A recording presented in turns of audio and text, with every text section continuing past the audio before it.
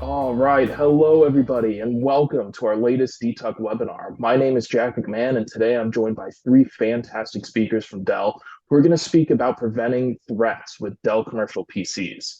For those of you that are new here, DTUC is the Dell Technologies user community, and we are an independent, customer-led group committed to providing members with a forum to network, collaborate, share, and really listen to other peers and experts who rely on Dell Technologies for their success. Now, on to our topic today. When it comes to cybersecurity, we know that as one attack surface is fortified, vulnerabilities are exploited elsewhere, and industry expert studies underscore a troubling trend. The primary target of such exploits is now your device, because traditionally, PCs have suffered from a lack of comprehensive visibility and actionable insights at the core of their systems. Also, there's a mounting evidence of employees circumventing security protocols. In fact, human error can account for up to 90% of successful breaches. Therefore, it falls heavily on IT and security professionals to preemptively detect and stamp out threats.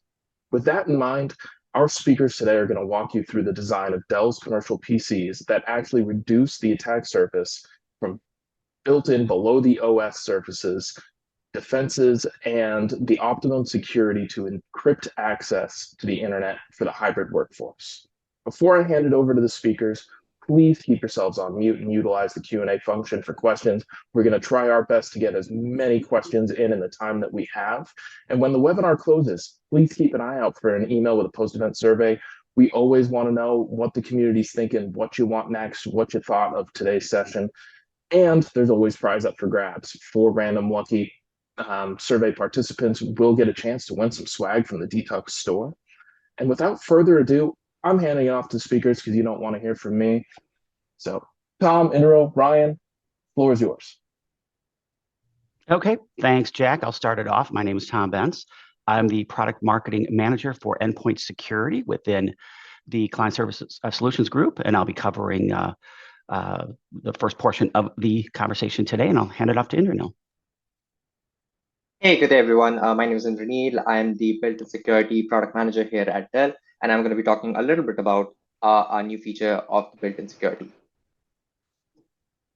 Hey all, Ryan Johnson here. I'm a product manager in the Cloud Client and Software Solutions group at Dell, and I'm going to be talking about mitigating risks with internet connectivity via cellular connected PCs.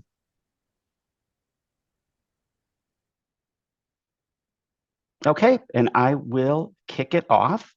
And you might be seeing a poll question up here first, but let me just do a little bit of a background here first. So really the theme today is around hybrid work, and hybrid work creates opportunities, but it also creates challenges.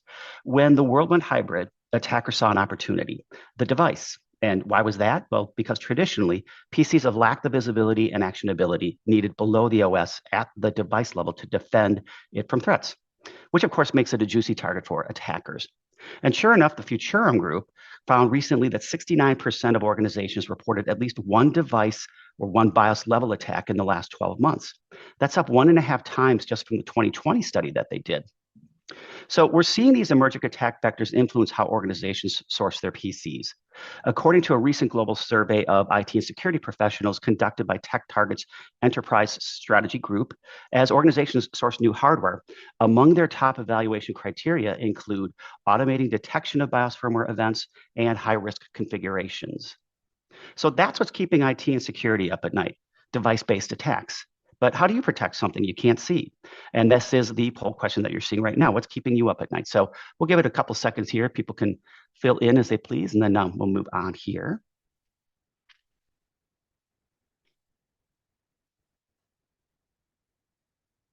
Okay, thanks, Jack. So cyber threats are a big chunk of this, but vulnerabilities, which we'll be talking about a little bit here as well. So thanks for responding, and we'll keep moving on here. And again, we'll be doing a couple of poll questions here as we get through, just to get a better understanding of who the audience is and what kind of things are on your agenda and your list of things that are keeping you up at night, and other questions.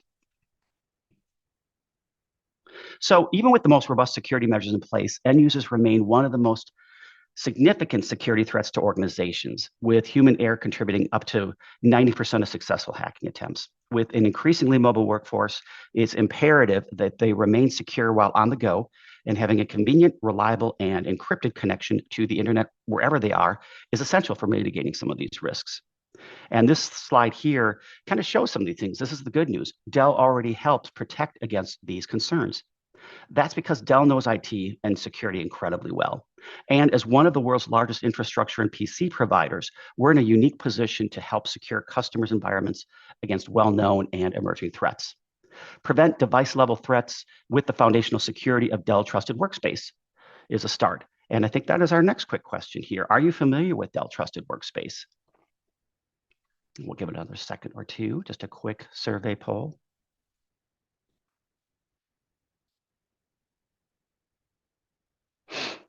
And unfortunately, I cannot vote. I'm seeing from my poll here, so I can't bias the results by adding one more person. Okay, so a little bit of a split. Sounds like about 36% of you have survey are familiar with, which is great. It shows that a lot of people know about it, but you're also here to find out about it too. So Dell Trusted Workspace is our endpoint security portfolio, and that includes both hardware and software-based defenses. So today we'll be focusing on hardware defenses, in particular, a brand new built-in Dell unique solution called CVE detection for BIOS, which we're really excited to talk about. We'll then explore how Dell's 5G connected PCs with mobile broadband further enhance security measures by removing some of the risks posed by end users who need to get online while they're away from their trusted Wi-Fi network. And with that, let's jump in, starting with Dell Trusted Workspace. So as I mentioned, we're going to step you through a recent release today, but I always like to start with a high-level refresher of Dell Trusted Workspace. And this slide kind of gives that high-level view. So let's start with the device. And there's layers of defense that Dell Trusted Workspace provides. But we will start with the device, and in that lower area, we'll start from the bottom and move up. Built with supply chain security. This is built with solutions, security-centric design, and strict standards in supply chain ensure the device is safe from the first boot. So we do have supply chain offerings like secured component verification, which is an offering reflecting the emphasis that Dell places on security across the supply chain, enabling customers to validate that PCs are delivered as they were ordered and built, ensuring strict control of the IT environment. Devices are further bolstered by supply chain integrity controls with built-in solutions, which is that next area. So these built-in solutions, this is proprietary hardware and firmware protections that help secure every layer of the compute stack by working to prevent and detect foundational attacks. This includes Safe BIOS, which is circled here. That's Safe BIOS encompasses firmware protections embedded in the device. So these are things like off-host BIOS verification to detect potential tampering. It also includes Safe ID, which is FIPS-compliant dedicated security chips that secure user credentials and verify user access. So for added protection, we also have built-on solutions, which, not ironically, is built on top of these other two areas. Dell offers built-on solutions. So these are software-based technology that prevent, detect, respond to, and remediate threats wherever they occur in an increasingly remote and on-the-go environment. Safeguard and response and safe data are our offers within the built-on security structure, and these help businesses identify and address advanced threats across the organization based on deviation from acceptable behavior, otherwise known as the known good. So let's focus on that middle layer, the animation on click, the built-in security of Dell Trusted Devices, our commercial PCs, and those lines are Latitude, Precision, and Optiplex. So for today's conversation, we'll be focused specifically on Safe BIOS.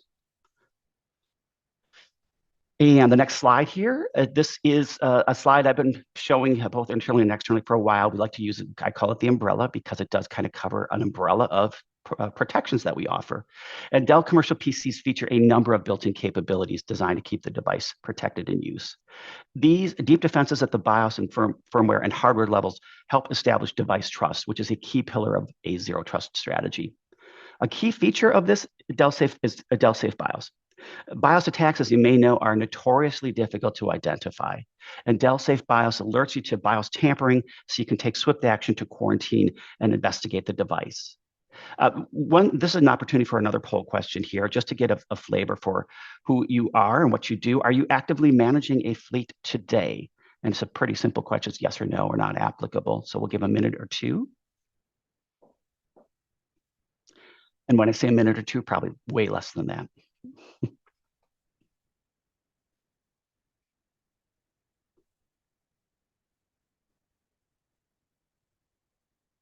Okay.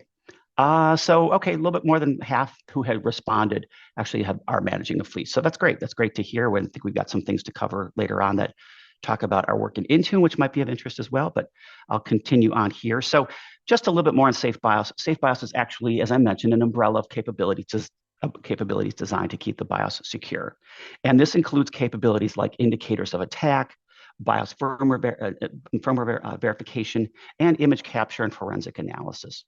These capabilities are bolstered by Intel Core Silicon. They're Dell only, and they're making us in the industry's most secure commercial PCs. You'll see I highlighted the Dell unique features here in the areas that are in the kind of that reddish hue. Again, those are some examples and features under Dell Safe BIOS, but I also want to point out the Dell Trusted Device application, or I like to call it for brevity, the DTD app. The DTD app is the engine, I like to think of it, that pulls in endpoint telemetry that enables these maximum protections in Safe BIOS. So all those things I mentioned, indicators of attack, BIOS verification, and so forth. The DTD app is what takes the alerts and notifications down at the device level below the OS and bubbles them up to the surface for action. Not only does this allow integration with industry-leading software like CrowdStrike, but it works in top endpoint management environments, including Microsoft Intune, which I'll speak to in a little bit here. It's also important to note, only Dell integrates device telemetry with industry-leading software to improve fleet-wide security. So the next slide gives you a little bit more of a flavor for the Dell Trusted Device app and what it does. And I won't talk line by line here. I think we've talked about some of these areas previously. But the Dell Trusted Device app, as I mentioned, does provide the maximum capabilities within the Safe BIOS umbrella, and it enables the things I've been talking about. But in this view, you'll also see the secure component verification, which was that supply chain security offering I mentioned previously. That's across the top there. It also flows telemetry to the DTD app. In fact, the DTD app is what powers the SCD solution. If tampering is detected from the factory to the point of delivery, the SCD solution will come back and relay that the the components cannot be verified, and then the customer will return the device to Dell to do it over again. One of the advantages of the Dell Trusted Device app is that it works in your customers' environments. We know that Microsoft Intune is by far the most popular endpoint manager, and we have an integration into Intune that I'll show some highlights to in a moment. We also integrate with SIEMs like Splunk, and that is a popular security and information and event manager. And last but certainly not least is the integration that we have into TechDirect, which is the Dell online portal for fleet level management. As mentioned earlier, I talked about the SCD solution, but admins can view their fleet health and get information on status through the online portal as well as Intune as well. But let's turn to the new built-in feature I mentioned at the beginning. That's that area at the bottom of the screen here, and that's common vulnerabilities and exposure, in particular, CVE detection for the BIOS. So the next slide here, maybe people are asking, what does CVE stand for? Well, CVE stands for Common Vulnerabilities and Exposures, and it's pretty simple there. Vulnerability is a weakness, and exposure is a mistake, but they all cause problems, and they all can create security problems for admins. Why are these dangerous? Well, as I mentioned, the vulnerability is a weakness, exposure is a mistake, but either can be exploited to gain unauthorized access and perform illicit actions on a computer system. Together, think of these as publicly disclosed security flaws. A CVE ID or ID number is uniquely identified, and that identifies each flaw. And then the system offers a standard for reliably referencing and communicating security issues. It's all maintained in the U.S. National Vulnerability Database by the National Cybersecurity Federally Funded R&D Center, which is operated by the MITRE Corporation. And they work in a number of industries, but most importantly, including the cybersecurity industries. So with that little bit of a background, let's talk a little bit more on the next slide here on the feature itself. So we just launched CVE detection for BIOS. If you've installed the DT app version 6.3, which came out in early April, you'll have access to this feature right now. CVE detection for BIOS provides a unique built-in security check for common vulnerabilities and exposures within the BIOS and provides notifications to remediate. It's important to note that Dell is the first and only PC manufacturer to offer CVE detection for BIOS. The first iteration of the CVE detection does pertain to the BIOS, as I mentioned. Communicates that this exposure has a known resolution that can be addressed through a BIOS update. Dell wants to ensure that the user is aware and that there are certain security exposures and they're both known and resolved and that they're communicated. And the goal here is all about ensuring that users are updating their BIOS. So now let's dive a little bit more into how it works. And for that, I will hand it off to Indranil as the product manager. Thanks, Tom. All right. So the DTD application runs every time the device boots up. It scans the system BIOS and passes the device summary to the web service. The web service then queries Dell Data Lake, our internal database, for any open DSAs or Dell Security Advisories. Think of a DSA as a set of CVE. A DSA could have one or more underlying CVEs. Now, if a match exists, our database will return the DSA IDs. So to simply understand how the process works, think of your system is running on BIOS version 1. When you boot up your system, DTD would check if your platform BIOS version is the latest BIOS version and will compute the difference with the latest BIOS version available on the platform model. Looking at the difference between the BIOS versions, our CV capability can calculate the number of DSAs that were resolved in between those. And finally, the web service then passes the response back to the endpoint where it is pushed in the Windows event log, and it can be made available to other consumers of the DTD agent. So now if we go to the next slide, here you can see the result of a scan in the Windows event log. 3 things to look for here. First, the result, which says whether the CVE scan completed successfully or not. Second, the number of BIOS-related DSAs open on the platform. Generally speaking, if you're an end user, you will be able to see only the count of the open DSAs. But if you're a power user and you want to explore more, and if you have access to the file location, you can look at the third item, which is the JSON file. The file will have the DSAs, the DSA IDs, the CVEs, the CVE IDs to help you learn more about the vulnerabilities. Now, back to you, Tom. Thanks, Daniel, for walking us through that scenario. And as we saw from what Indranil walked us through, you can see that we saw a CVE detection, found the issue, and highlighted it. And it came through with a notification in the Windows event log. Now, with the DT app enabled, the admin can access this telemetry data and work within Microsoft Intune. And we are looking to have CVE detection for BIOS incorporated into the Intune environments here soon. But with that, I wanted to spend a little bit of time of one of the advantages that we are really excited to continue to inform our customers about and how the DT app works within the Intune environment. But first, I do want to throw up a poll question here about using Intune. Who does use Intune? Anyone out here using it? So Ryan, if you'd throw that poll up.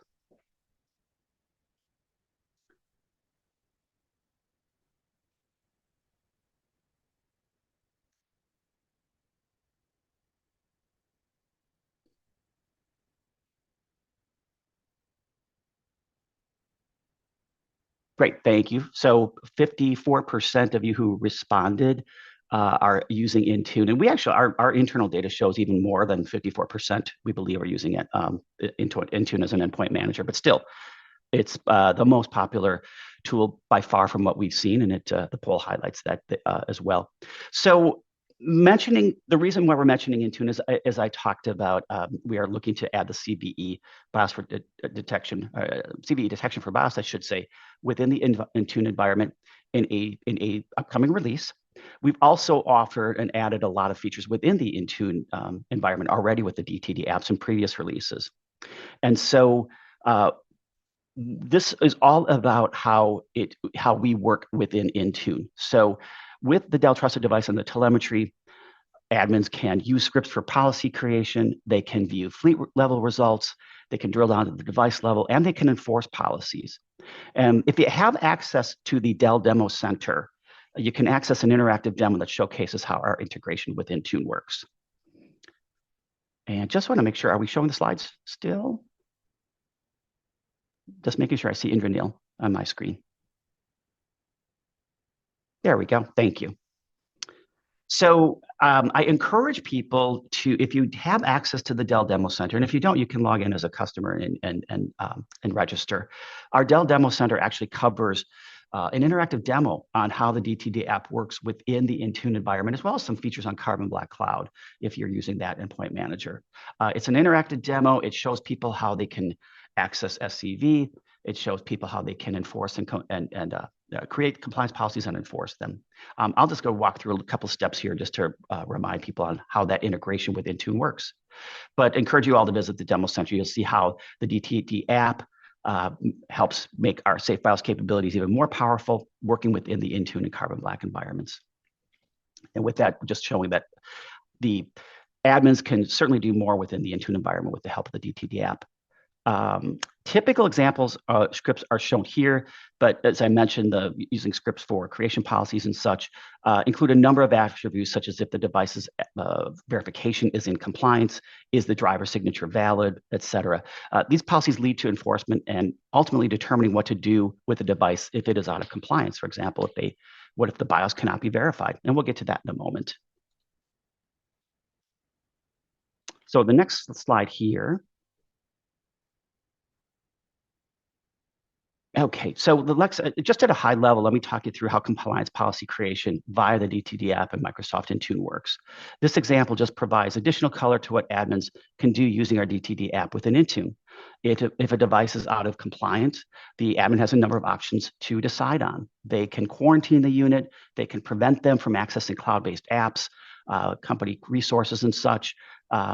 They can wipe or remove the device, which can completely remove the risk from their network. And last, they can enforce conditional access policies, something like if you're compliant within X amount of days or take actions to update your system, then compliance will be granted again. All of this is automated, easily created, viewed, and maintained, and with the help of the telemetry that the Dell Trusted Device app pulls. So creating a compliance policy by determining attributes and values by using the DTD app, using the predefined scripts for fast, easy policy creation. Admins can create their own scripts as well based on their own unique compliance policies and environment. And they can view the results for SCV and others, indicators of attack, and more. And as I mentioned, CVE detection for BIOS is coming soon. Compliance policy and enforcement is the next thing to talk about here, just real briefly. Within the Microsoft Intune environment and the DTD app, they can control access with policy enforcement requirements. They can require that a device is marked as compliant according to the policies previously defined. So for example, if DTD has detected a tampered BIOS on a given endpoint, the admin can then restrict that endpoint's ability to access privileged assets. And as I mentioned, they have other actions they can take, quarantining, wipe, remove, and so forth, granting conditional access. So there's a lot of power that the admin can do within the Intune environment. And also this works for Carbon Black Cloud as well, but I wanted to highlight Intune. It just creates more advantages for how the DTD app works within Intune and just the telemetry data that admins can use to make their device and their fleets more secure. So that just as a brief overview of the CVE detection for BIOS, as well as the DTD app, Safe BIOS, and how it all works within our most popular endpoint management environments. As I mentioned, the feature is available today at no cost on all of our commercial PCs. And to access it and maximize your other Safe BIOS protections, just simply install the DTD app. And with that, I'll hand it over to Ryan for connected PCs. Thank you, Tom, and thank you, Indranil. Really interesting presentation there, and loved hearing that. So let's pivot a little bit and talk about connected PCs. So we've talked about security at the BIOS and firmware level. One of the other attack vectors that's become more prevalent or challenging in recent years is around connectivity on the device, especially with the growing movement to more remote or hybrid work. That presents a situation where you don't have devices always on that corporate network, and ensuring that you're mitigating risks of public Wi-Fi is harder than ever. So wanted to discuss Dell's connected PCs and how that helps ensure that you have security on the device at all times when you're connecting to the internet. And when we say connected PCs, what does that mean? Well, connected PCs are devices with an embedded 4G or 5G modem that work like a smartphone to connect to the internet when you're not on a secure Wi-Fi connection. And these are able to connect to on the provider of your choice. So they have an embedded modem on the device. There's also, an embedded eSIM on the device. There's also a SIM card slot on the side, so you can digitally or physically activate the SIM with the carrier of your choice. And there are a lot of benefits of connected PCs, such as the experience for the users, providing a better productivity and enhanced security. And we'll talk a little bit more about the security of those devices today. So let's go ahead and go to the next slide. Okay, so benefits of mobile broadband on connected PCs. I like to think of this in terms of the 3 S's: simple, seamless, and secure. Using a connected PC is the easiest experience for users to connect to the internet when they're remote or on the go. And they don't have to worry about things like finding the right Wi-Fi password, like bringing an external hotspot, et cetera. They just have instant connectivity that works right out of the box. And from a seamless perspective, it provides better productivity. We recently did a study with several Dell customers who had never used connected PCs before and provided them a chance to do that. And one of the themes that came out of that study was they saw that they were often more productive when they were using those devices. They weren't having to worry about the hassle of did they have a reliable connection. So it really just makes it easy to be productive and get your work done. And finally, there's a lot of security benefits. Mobile broadband is more secure because it is end-to-end encrypted, and it mitigates the risk or need to connect to something like public Wi-Fi. And in fact, one study showed that almost 40% of users who connect to public Wi-Fi have had their information compromised. So it's definitely a security risk, and mobile broadband reduces the need to rely on alternatives like mobile broadband. Can we go next, please? Okay, and I think we have a poll question here, but want to talk about some of the alternatives. But I'm interested to understand what are your policies and practices? How are you managing this today for employees when they are remote or on the go? Are there certain alternatives that they would typically use, whether that's public Wi-Fi, a hotspot, phone, cellular? So please take just a second and answer that poll, and I'm curious to see how those results look. And we'll give that just another couple seconds.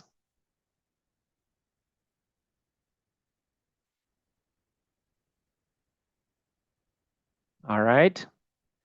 Okay, so public Wi-Fi looks like the primary, tethering a hotspot, phone, and in some cases we are using a connected PC. That's great to see. So let's talk a little bit about some of the alternatives and some of the security risks that may be associated with it. I think public Wi-Fi is probably the most well-known in terms of it's easily accessible, but there are security risks that come with that. And there's a lot of documentation around that in terms of like a man-in-the-middle attack or spoofing, or like I mentioned, just a high level of risk of information being compromised. So while it is easy to access, it's the least secure connectivity option. And even using VPN doesn't completely mitigate that risk. Tethering or hotspot, this is another one that I see or hear quite a bit about. We all have our cell phones. It's not too difficult to use that cell phone to create a hotspot and get connectivity on our laptop. But there are some challenges that come up in terms of if you have to manage multiple devices, right? If it is a corporate cell phone, and sometimes there's challenges in terms of getting that connection. If users aren't as familiar with it, that there's some error in terms of getting that connectivity. They can run into situations, and I've had this happen to myself, where you can hit data caps, you can burn through that data pretty quick on your phone plan, and it's going to drain the phone battery as well. On the next slide, we'll also talk about there's even some level of security risk that comes with tethering that can be similar to public Wi-Fi. And a couple other alternatives would be having a hotspot or a puck. Again, that's another device that you got to manage and make sure that folks are taking with them. Or a phone is going to be easy and always has that cellular connectivity, but it depends on the type of work that you're doing, right? Is that small screen size going to be sufficient for and have the right applications for the type of work that's being done? So these are some of the limitations and challenges that we see with common alternatives. Let's go ahead and go to the next slide. And I want to talk to you about a study that we recently did. So there's not a lot of great information out there if you scour the web that really documents what are the security benefits and risks in comparison of public Wi-Fi and various wireless connectivity options. So we commissioned a study recently with a firm, and we're happy to share. We have a white paper on this that we're happy to share out, looking at and testing different connectivity options and looking at what is the performance using this option, and what are the security measures, and how secure are those options? And you can see the results at the top, which may not be particularly surprising, but it's good to have the documentation where public Wi-Fi definitely is the least secure and has the most security exposure and risk. As you move up the stack, home Wi-Fi is better than that. Adding VPN when you're on public Wi-Fi it improves your level of security, but you're still going to be less secure than if you're on cellular, if you're on corporate Wi-Fi. And then at the top, you have a 5G standalone network, which we see carriers increasingly roll out, or a private 5G network, where some companies are opting for a dedicated 5G slice where they have dedicated bandwidth for their company, and that's going to be the most secure option. So when you're thinking about your security risk and tolerance, something to consider. And then a few things that I want to highlight in terms of takeaways from the study is what we saw that from a performance standpoint, 5G was a more reliable connection in general, especially over greater distance and more resilient against different types of attacks. And then one thing that was interesting to me was there was benefit even over Wi-Fi tethering. And in the case of Wi-Fi tethering, one thing I was surprised by is the security on Wi-Fi tethering can be actually similar to public Wi-Fi, because in some cases you may not have a password even set up in order to tether to your device, or you may have a weak password. And so that increases your attack vector. The overall takeaway from this study, and again, we're happy to share it with you, is with the standalone 5G networks are the most resilient and secure option of these various connectivity options. So just another study to help demonstrate and show the benefits of 5G and lay out how that compares against different options. If we can go to next slide, please. So as we have that in mind, I want to introduce and at least get you thinking about what are our options for connected PCs at Dell. If you go to Dell.com and type in 5G, you can get to our connected PC landing page that'll provide you a lot of information that you can start to look at. And we recognize there's a lot of different use cases for connected PCs. And we see that across the board, from professional services, healthcare, education, field workers, or even for executives, others as a backup connectivity option. And so with that in mind, we've ensured that we have a really robust portfolio that supports mobile broadband and 5G connectivity, from our Chromebook series for education, from our Precision series for more, if you need more horsepower, maybe engineering, the rugged, especially for field workers, and then across our lineup of Latitude devices. And also, you'll notice if you go to that landing page, we recently launched some carrier promotions. So we're trying to make this even more affordable for you to purchase a connected PC and activate service. So with that in mind, we appreciate your attention and the opportunity to talk to you about connected PCs.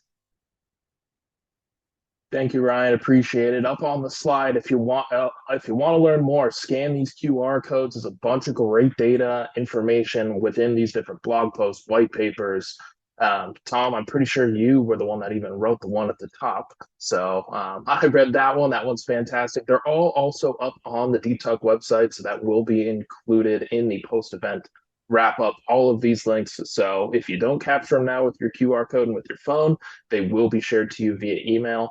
But with that, let's get into some Q&A, because I know there's some questions from the audience. This is a great topic, and I have seen a few questions come in. So we're going to start with the first one, and that is to this panel, whoever wants to answer it. What are the future plans for CVE? Yeah, I can take that. Well, right now with CVE, our current focus is to monitor the BIOS detection and work on pushing the telemetry to the Intune. But as part of our long-term objective, is to get the CVE capabilities more into your firmware, driver, and application level. And as you can understand, detection is just the half. It's just the half part of the story. We do intend to have like a CVE remediation strategy as well in the future. Perfect. Any other thoughts? Anybody else to wrap up that question, or do we want to move on to the next one? I think Indranil covered it perfectly. Thanks. All right, perfect. Well, the next question that came in is, how can we install or get DTD onto our systems? I could take that one. So if if you are using the standard image, in other words, well, let me rephrase this. Back in August of last year, we actually started pre-installing and pre-installing the Dell Trusted Device app on our commercial devices. So if you've purchased a recent device and you are using the standard image, in other words, the image that Dell provides en route, you're actually getting the Dell Trusted Device app now. Now, we also know that not all customers use the standard image that we provide from the factory. And when I say that companies will use a customized image, maybe they'll request that some of the software gets taken off and they'll put on their own unique things. And if that's the case, then yes, correct. It does need to be preload or pre-installed. That can be easily done by going out to visiting the Dell.com support, and you can find the DT app out there. We recommend using a tool like Support Assist, which is a Dell tool, and that's simply designed to install and deploy software across large fleets, and that's one way to do it, Support Assist. But it's available on the support website. You can easily search and find it. Includes the admin guide and all that kind of stuff, all the typical things that can help get an organization up and running with the Dell Trusted Device app. Fantastic, thank you. We had another one come in from Edward. Are Dell's connected PCs, do they use SIM or eSIM, as there are international carriers that don't support eSIM? Yeah, so we support both options. So they're dual SIM, single active. It'll have on the modem, there'll be the embedded eSIM, but there's also a physical SIM card slot on the side, so you can activate either way. Fantastic. Easy answer there on that one. So you got all the options in the world. So that's fantastic. And then another one that just came in from Gary is, what are the recovery options? Gary's got a lot of interest around recovery options in this topic. I know it's a little broad.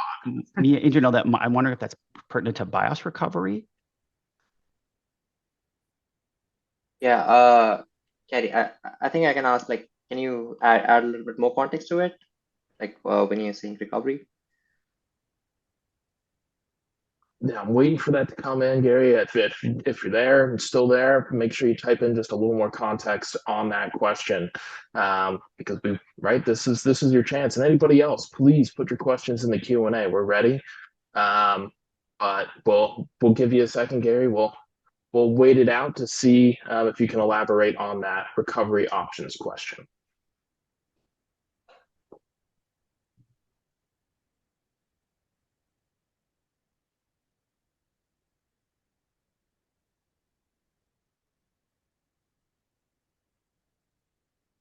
There we go. Yeah, he would love to know about BIOS recovery.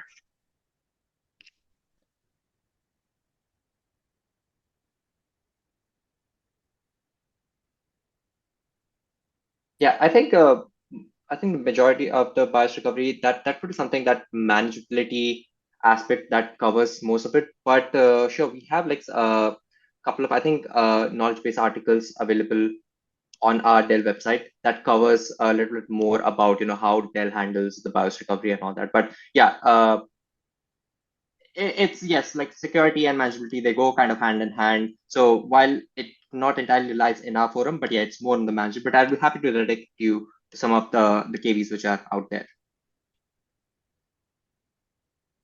Fantastic. I hope that answers your question. We'll give it a minute here just to see if any other questions come in. I'm not seeing any at the moment, but while we got a quick pause, I just want to thank the three of you. This was super informative for me on my end. And I'm sure everybody feels that way as well. The polls were super fun. Got some questions on the polls and love seeing that data there so everybody could understand kind of where everybody else is coming from. And that's what we do here at DTUC. It's community for community. Everybody just trying to share data and get some interest out there. While we're waiting to see if any other questions come in, do you guys have any other closing thoughts, any other information you'd like to spill? We've got a little bit of time, or if there's nothing else you want to add, we can just head to lunch early if you're in that time zone. Well, so on the areas that Indranil and I covered, and probably Ryan can speak to this as well, but I would just encourage people to take a closer look at the resources provided. I know our white papers cover our work with Intel, our Safe BIOS and BIOS security conversations are included in the white paper as well. There's just a lot of great info out there for additional knowledge and just advice from the experts from our CTO team and others. So highly recommend those from our perspective. And just to add to it, if you're an IT admin on this call, I would just request, to have DTD installed on the fleet to get that, more richer kind of telemetry for the below the OS security level. Perfect. Thank you. It looks like we did have one more question come in at the last minute, and that's, can DTD Safe BIOS detect rootkits targeting the BIOS?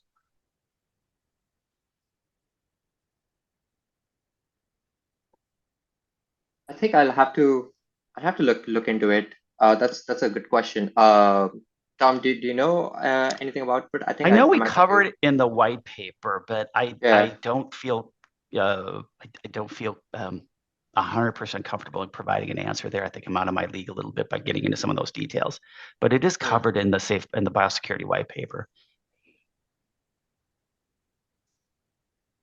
Well, that white paper will be shared, rest assured. We'll get that email out here as soon as possible once this webinar wraps up. So all of those resources will be available in that email. You can already go to dtuck.com and find those resources posted. So take a look there. If you're not a member, you're going to have to be a member to access these resources. That's the only way we can get you in.